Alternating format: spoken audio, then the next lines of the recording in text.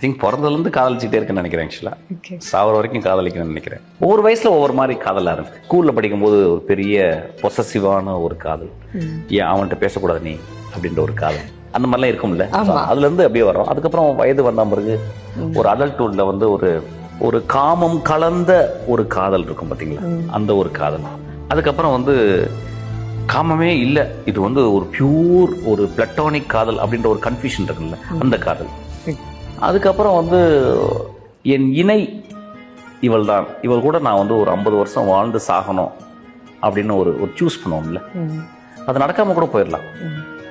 ஆனால் இவ தான் ஒரு 50 இயர்ஸ், நான் சாகும்போது இவன் மடியில் தலை வச்சு சாகணும், இல்லை அவன் சாகும்போது என் மடியில் வச்சு சாகணும் அப்படின்ற ஒரு ஒரு ஒரு ஒரு ஒரு புள்ளி இருக்கும்ல, ஒரு அந்த மாதிரி ஒரு காதல். மனைவி அப்படின்ற ஒரு பெண் வந்தோன்னு அவளுடைய கேர், அவளுடைய வந்து எந்த ரீசனுமே பார்க்காம அவள் ஏன் இவ்வளோ கேர் பண்ணுறா, இவ்வளோ சமைச்சு போடுறா, போரே அடிக்க மாட்டேங்குது அவளுக்கு, ஒரு நாள் கூட கம்ப்ளைண்டே பண்ணல அப்படின்ற அந்த ஒரு காதல். அதுக்கப்புறம் மகள் வரா, வெறும் காதலி அவள்.